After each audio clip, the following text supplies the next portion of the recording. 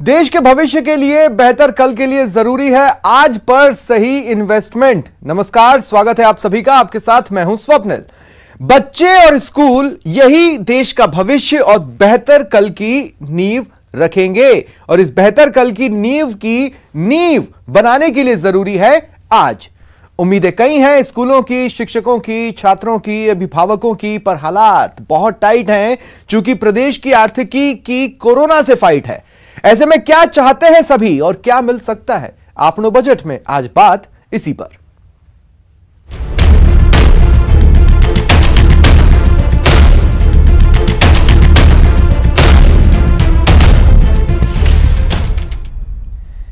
पिछले बजट में शिक्षा जगत के लिए बहुत घोषणाएं की गई थीं। इस बजट में भी शिक्षा जगत को बहुत उम्मीदें हैं।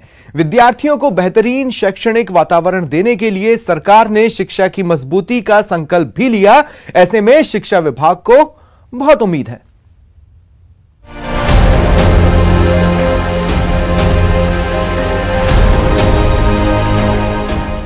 शिक्षा का विकास सरकार की प्राथमिकता। राज्य के बजट से शिक्षा क्षेत्र को भारी उम्मीदें, बुनियादी सुविधाएं बढ़ाने और नई भर्तियों की मांग। शिक्षा का विकास करना गहलोत सरकार की प्राथमिकता है, इसलिए पिछले बजट में 39,524 करोड़ 27 लाख का प्रावधान किया गया था। इस बार उम्मीद है कि बजट को न सिर्फ बढ़ाया जाएगा बल्कि उसे सही दिशा में खर्च किया जाएगा, जिससे स्कूलों की तस्वीर सुधर सके। अभिभावक चाहते हैं कि सरकारी स्कूल ऐसा हो कि उन्हें निजी स्कूलों की तरफ जाना ही ना पड़े।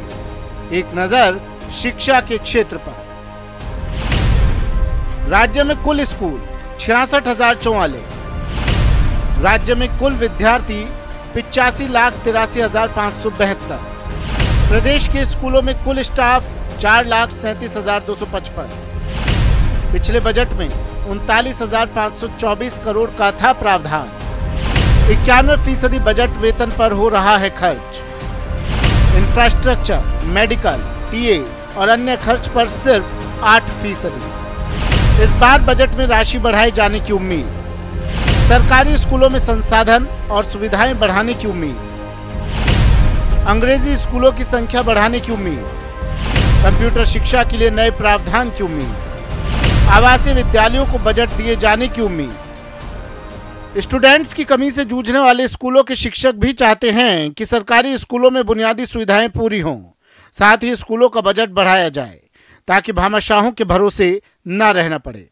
शिक्षकों की मांग है कि नए पदों का सृजन हो और रिक्त पदों पर भर्तियां की जाएं। जो 2005 के बाद में जो शिक्षक 2004 के बाद नियुक्त हुए हैं, कर्मचारी जो नियुक्त हुए हैं, उनको ओल्ड पेंशन स्कीम उनके ऊपर लागू होनी चाहिए। क्योंकि आज ये रिटायरमेंट जब होता है तो किसी को 3,000 रुपये, किसी 4,000 रुपये, ये ऐसी उनकी पेंशन बनती है। तो ये कर्मचारियों की अपेक्षा है। आज के टाइम में 2 प्रकार के कर्मचारी हैं, एक तो नियमित हैं, एक अनियमित। नियमितों की अपेक्षाएं अलग हैं अनियमितों की। तो अनियमितों के बारे में हमारा तो केवल निवेदन ये है कि इनको नियमित किया जाए और इनका कैडर बनाया जाए। आप फिक्स पे 7,000 हो, उसको 7 से 7.5 करने के लिए भी उनको संघर्ष करना पड़ता है। तो एक कैडर बना दें और नियमित रूप से वार्षिक वृद्धि लगा करके उनकी वेतन वृद्धि होती रहनी चाहिए। उनको संघर्ष करने की आवश्यकता नहीं है।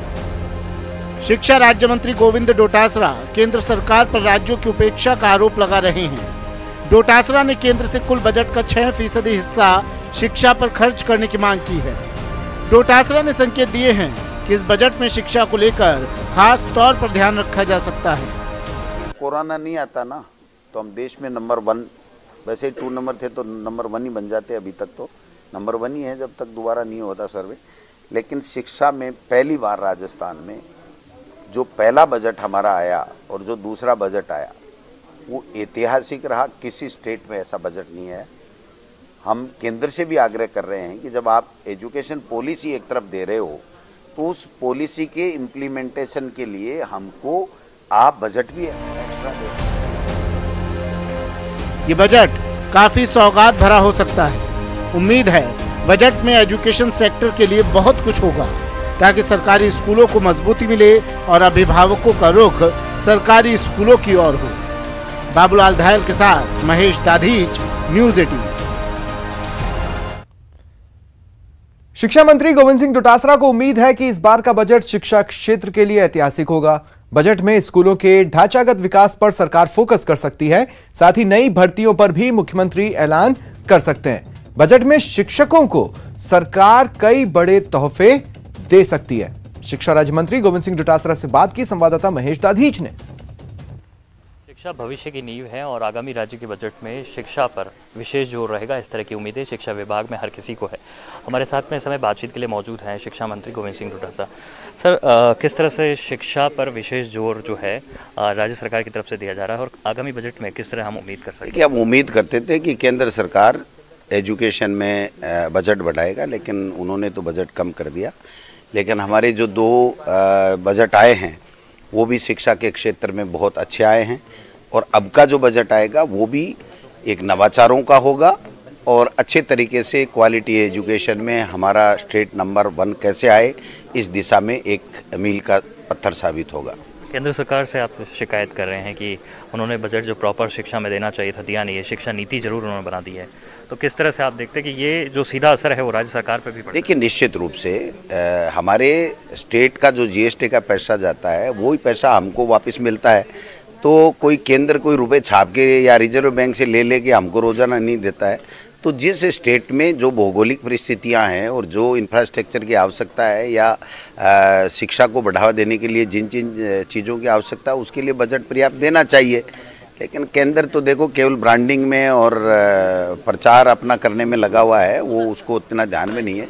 जब एजुकेशन पॉलिसी आप ला रहे हो तो पॉलिसी के इम्प्लीमेंट करने के लिए आपको बजट की व्यवस्थाएं तो देनी चाहिए, लेकिन नहीं दिया। फिर भी हम लोग करेंगे, अच्छा करेंगे। कंप्यूटर शिक्षकों के नए कैडर की बात भी पिछले बजट में थी, नई भर्तियों की सौगात जो है वो बेरोजगारों को मिलनी थी, वो बजट से कहीं न कहीं अभी अधूरी। बिल्कुल बिल्कुल बिल्कुल वो हो जाएगी। 31 मार्च को बजट समाप्त होता है, उससे पहले कंप्यूटर शिक्षकों कैडर के निर्माण की बात थी तो वो पूरी हो जाएगी।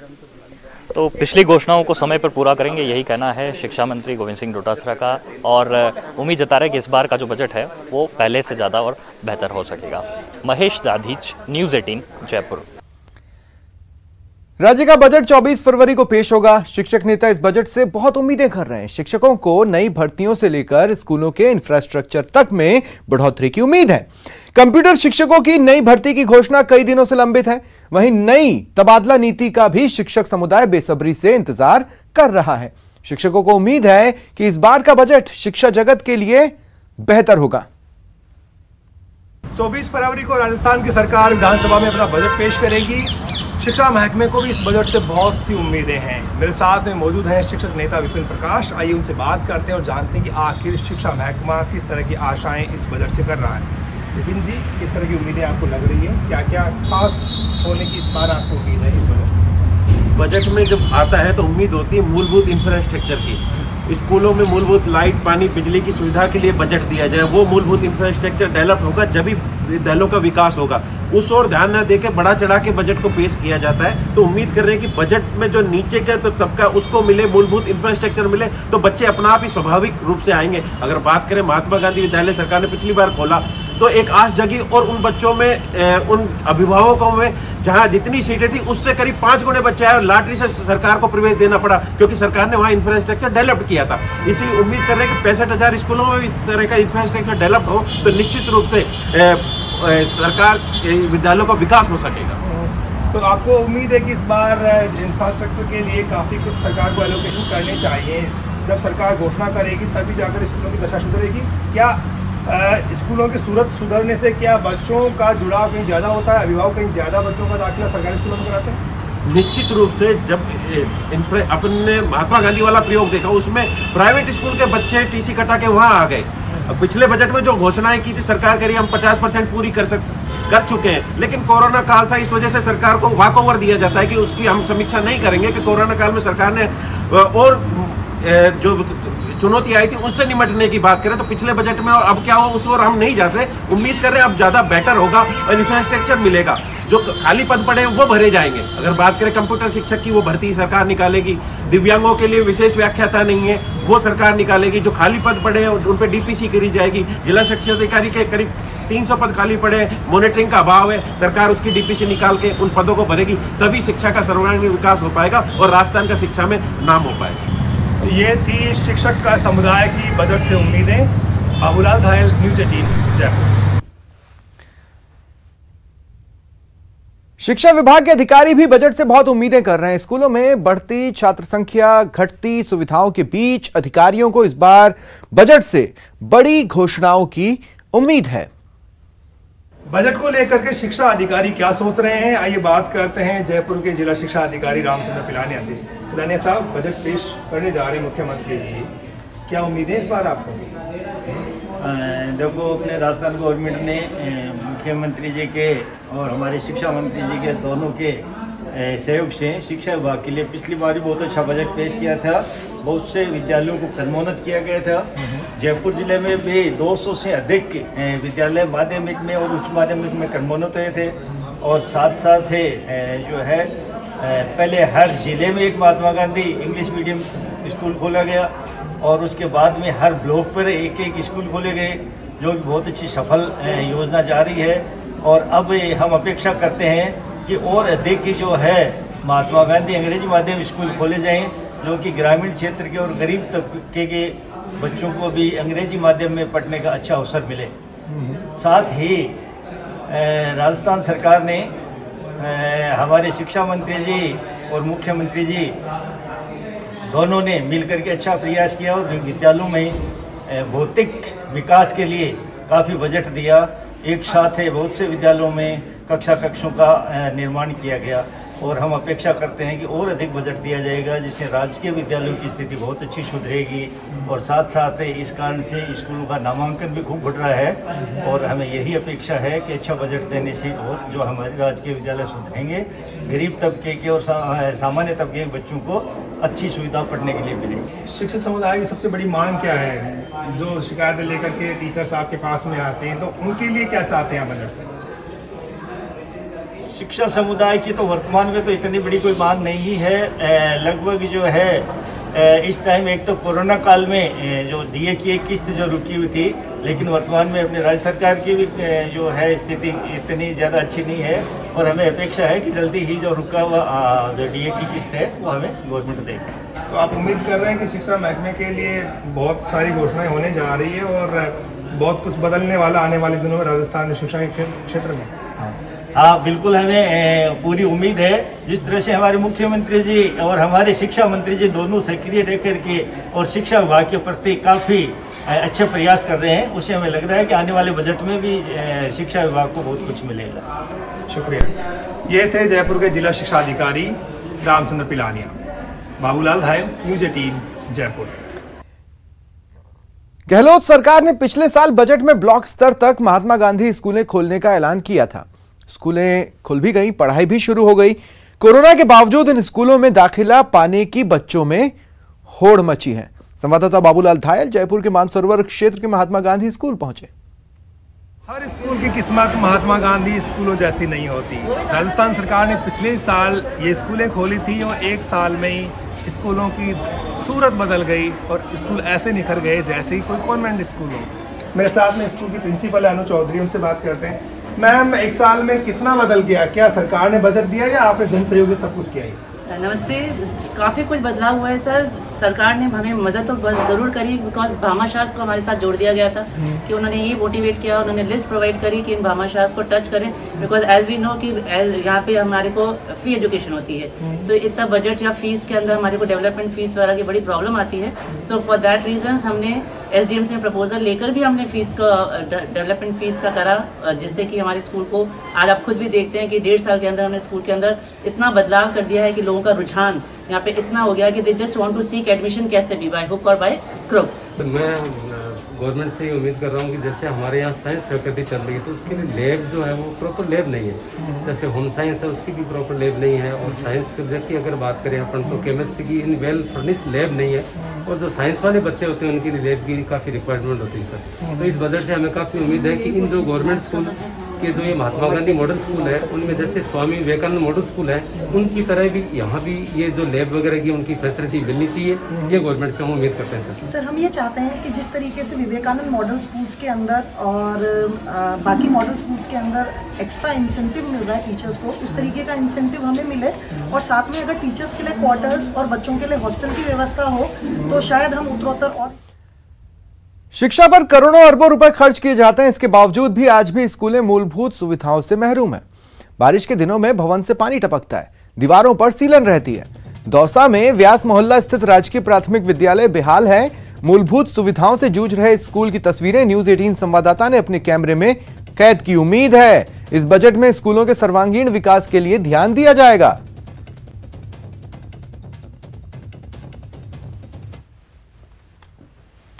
प्रदेश सरकार 24 फरवरी को बजट पेश करने वाली है और मुख्यमंत्री अशोक गहलोत बजट के पेश करेंगे और इस बजट से जनता को काफ़ी उम्मीद है। सरकारी स्कूलों की बात करें तो सरकारी स्कूल काफ़ी उम्मीद भरी नज़रों से इस बजट की तरफ देख रहे हैं, क्योंकि जो स्कूलों के हालात हैं वो काफ़ी ख़राब हैं। राजकीय प्राथमिक विद्यालय व्यास मोहल्ला दौसा में हम खड़े हैं। यहाँ के स्कूल की हम बात करें तो आज़ादी से पहले का ये स्कूल है और ये पानी की व्यवस्था के लिए टंकियाँ बनाई गई थी। पता नहीं कितने वर्ष पहले इनमें पानी होगा, लेकिन आज के ये बात करें तो यहाँ पर बिल्कुल भी पानी नहीं है और जो बच्चे हैं उनको बाहर जाना पड़ता है। ये स्कूल की बिल्डिंग है, काफ़ी जीर्ण हालात में थी।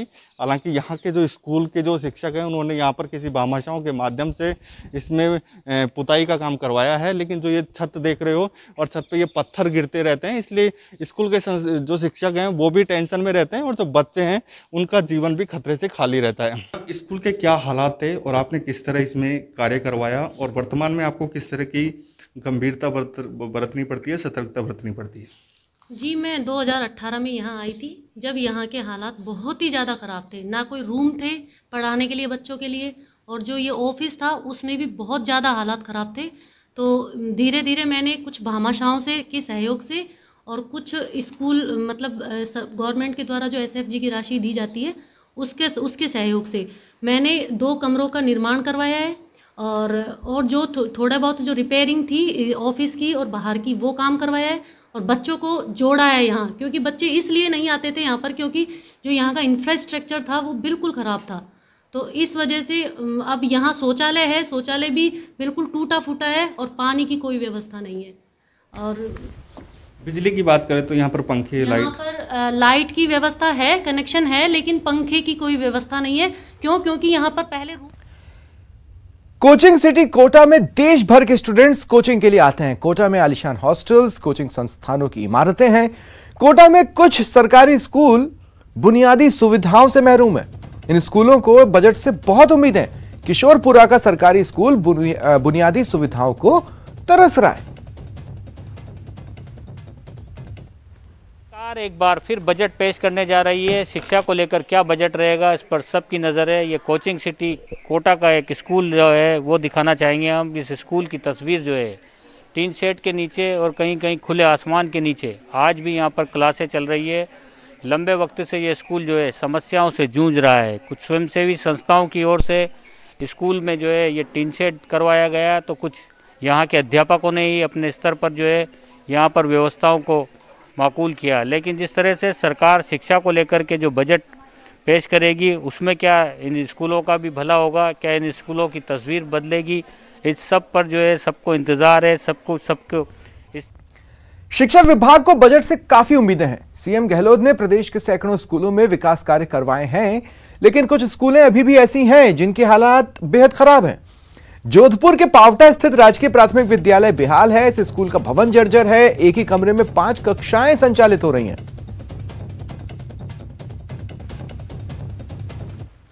शिक्षा की करें तो मैं राजकीय प्राथमिक विद्यालय हेम सिंह का कटला इलाके मौजूद हूं, जहां पे आप देख सकते हैं कि ये एक सरकारी स्कूल है, प्राथमिक विद्यालय है, जहां पर 5 कक्षा 1 से लेकर 5वीं कक्षा तक बच्चे पढ़ते हैं। हालांकि अब तक स्कूल कोविड की वजह से शुरू नहीं हो पाई है, लेकिन ये पिछले कई सालों से एक ही कमरे में 5 क्लासें लग रही है, तो ये व्यवस्था सुधरनी चाहिए। और आप देख सकते हैं कि इस स्कूल की जो स्थिति है वो आप साफ तौर देख सकते हैं, ना तो सफाई के हालात हैं, हालांकि अंदर कुछ काम जरूर हुआ है, लेकिन कहीं ना कहीं स्थिति ऐसी हो चुकी है कि यहाँ अब एक ही क्लास में 5 क्लास के बच्चे कैसे पढ़ सकते हैं, ये देखना भी एक हैरानी की बात है। बहरहाल स्कूल के अंदर चलते हैं, आपको दिखाते हैं कि किस तरह यहाँ एक हॉल है और आप देखें कि ये इस एक ही हॉल में कक्षा 1 से लेकर कक्षा 5 तक के बच्चे पढ़ते हैं। एक ही हॉल में इन बच्चों को पढ़ाना शिक्षकों के लिए काफ़ी मुश्किल भरा काम होता है, लेकिन चूंकि सरकारी व्यवस्था है और ऐसे बजट में शिक्षा विभाग के लिए घोषणाएं होती हैं। सरकारी स्कूलों के हाल आज भी तब भी जस के तस हैं।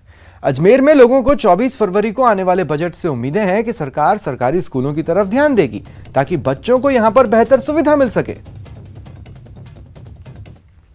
राज्य सरकारें साल दर साल सरकारी शिक्षा को बढ़ावा देने के लिए कई वादे करती हैं, लेकिन कहीं ना कहीं हर साल ये वादे अधूरे रह जाते हैं। लेकिन इस बार एक बार फिर 24 फरवरी को राज्य सरकार अपना बजट पेश करेगी, जिसमें उम्मीद जतानी चाहिए कि जो सरकारी स्कूलों की हालात हैं वो कहीं ना कहीं अब सुधरें। लगातार सरकारी स्कूलों को बढ़ावा देने की बात होती है, लेकिन कहीं देखा जाता है कि स्थितियां बेहतर नहीं, जहां थी वहीं ठहर कर रह रही है।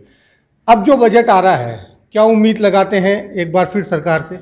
निश्चित तौर पर राज्य सरकार का जो बजट आने वाला है, आपके चैनल के माध्यम से जो आपने इस स्कूल का वर्णन किया है, निश्चित तौर पर बहुत ही दयनीय स्थिति है। आज हमारे यहाँ कच्ची बस्तियां हैं कई प्रकार की, जहाँ इस स्कूल का सर्वांगीण विकास हो जाए तो वो बस्तियों के सारे बच्चे यहाँ आने पर अपने आप तैयार बैठे हैं, परंतु यहाँ किसी प्रकार की सुख सुविधा नहीं है। इसलिए राज्य सरकार से मैं आपके चैनल के माध्यम से अनुरोध करता हूँ, मांग करता हूँ कि अपने इस बजट में कैसे भी करके ऐसे स्कूलों की दुर्दशा को सुधारने का बजट प्रस्तावित करे और इन स्कूलों का सर्वांगीण विकास कर सके, जिससे कि आमजन और गरीब बच्चे निःशुल्क जो शिक्षा है उससे वंचित ना रह सके। ये स्कूल काफ़ी पुराना बना हुआ है, अंग्रेजों के टाइम से चल रहा है ये स्कूल। उस समय जब बना हुआ था उस समय इसकी स्थिति सही थी, तो बच्चों की संख्या यहाँ पे करीब 2000 के आसपास रहा करती थी, 1500-2000 के आसपास। और अभी जब से इस स्कूल की स्थिति खराब है, जब से बच्चों की संख्या भी कम हो रही है, लोग बाग अपने बच्चों को यहाँ देख करके जाते हैं, पढ़ने के लिए भेज नहीं पाते हैं कि इससे स्कूल की बेहतर हालत ख़राब हो रही है बहुत ज़्यादा। तो इसमें सरकार शिक्षा विभाग को राज्य के बजट से बहुत आस है। प्रदेश के स्कूलों में संसाधनों की कमी को पूरा करने की बहुत उम्मीद है। उदयपुर में शिक्षा विभाग के शिक्षकों को आस है, इस बजट में शिक्षा जगत को बहुत कुछ मिल सकता है। राजस्थान के विकास का रोड मैप राज्य सरकार अपने बजट के मार्फत विधानसभा में रखने वाली है और इस बजट के दौरान शिक्षा विभाग को राज्य सरकार से किस तरह की उम्मीदें हैं, ये जानने के लिए हमारे साथ कुछ शिक्षक नेता और शिक्षक मौजूद हैं। उनसे हम जानेंगे कि इस बजट में वे किस तरह से शिक्षा क्षेत्र में भौतिक और मानवीय संसाधनों की मांग राज्य सरकार से करते हैं। बात करेंगे हम शेर सिंह जी हमारे साथ में। शेर सिंह जी, किस तरह की मांग इस बजट को लेकर आप राज्य सरकार से करना चाहेंगे? राज्य सरकार से जो अभी बजट आने वाला है उसमें जो शिक्षकों को और बालकों को बहुत बड़ी आशा की नज़र से देख रहा है।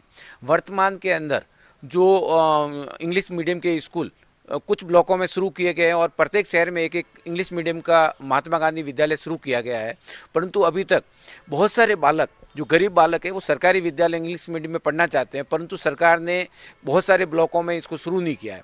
तो मेरा सरकार से ये मांग है कि वर्तमान में Mahatma Gandhi English medium school कम से कम शहर के 50% स्कूलों में लागू किया है और साथ में जो ब्लॉक स्तर है वहाँ भी इंग्लिश मीडियम स्कूल शुरू किया जाए। राज्य सरकार को बजट के मार्फत स्कूलों में खेल मैदानों का विकास करना चाहिए।